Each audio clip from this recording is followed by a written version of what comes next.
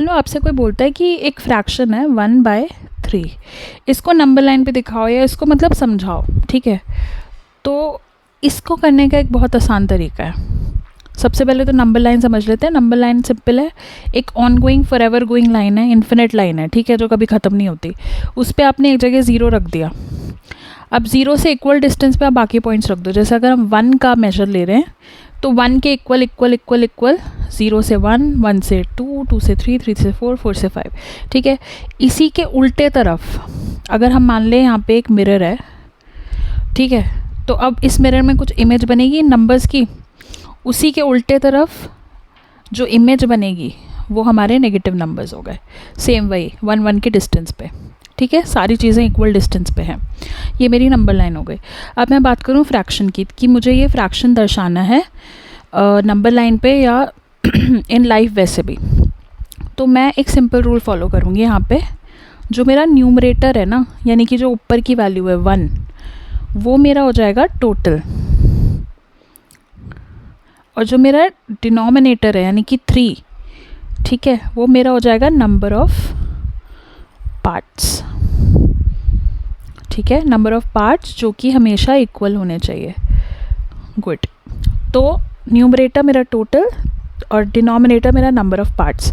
मतलब जैसे ये अगर सर्कल है तो इस सर्कल को मैं 1 यानी कि न्यूमरेटर के इक्वल मान लेती हूँ कि जो टोटल सर्कल है ये 1 के इक्वल है, ठीक है। अब इसके 3 पार्ट्स करने हैं मुझे, 3 इक्वल पार्ट्स मैंने कर दिए, ठीक है।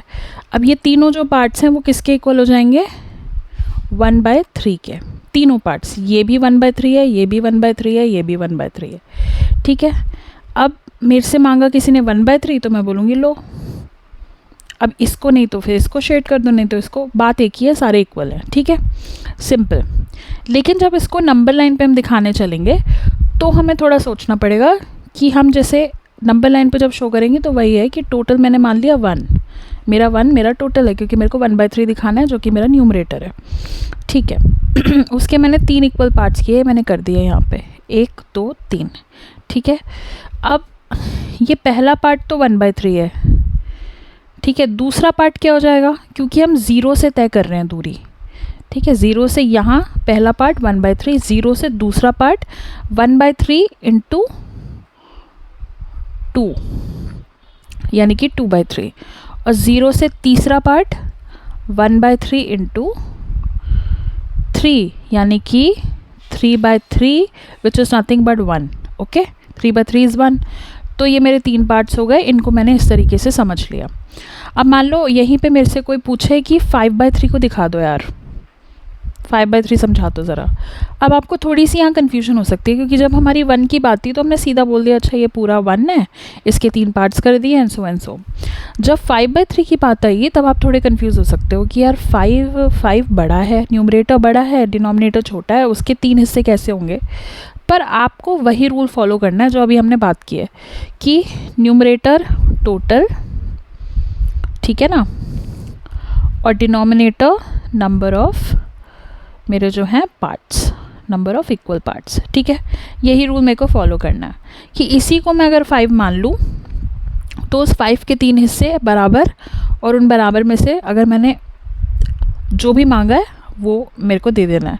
अब जो भी मांगा है इसे भी बात कर लेते हैं कि अब 5 है, 5 के मैंने 3 हिस्से कर दिए, ठीक है, 5/3 इक्वल टू 5/3 इक्वल टू 5/3, इस 5 के मैंने 3 हिस्से कर दिए हैं। तो अब ये जो 3 हिस्से हैं ये अभी तो ठीक है कि हाँ ये 5/3, ये 5/3, ये 5/3, अगर मैं 5 को टोटल मानूँ। लेकिन जब मैं नंबर लाइन पे आऊँगी ना, जब मैं डिस्टेंस की बात करूँगी तो बात बदल जाएगी थोड़ी।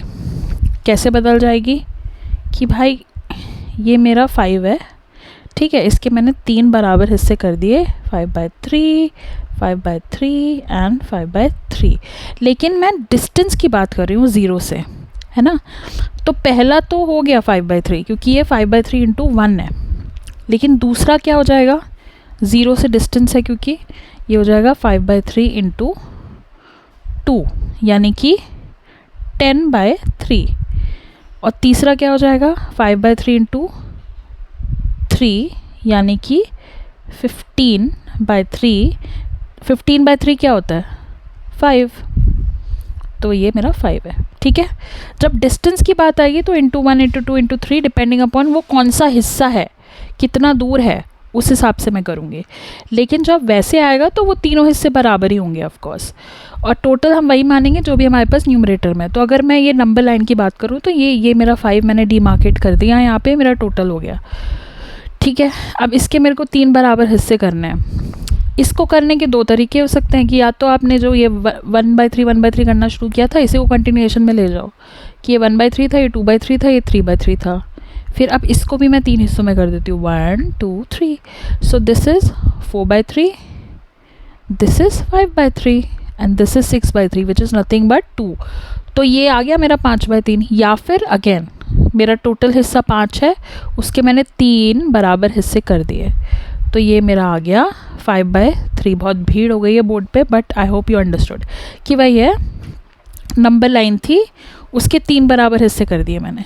पहला वाला 5/3, दूसरा वाला 10/3, तीसरा वाला 15/3 विच इज़ नथिंग बट 5, ठीक है। तो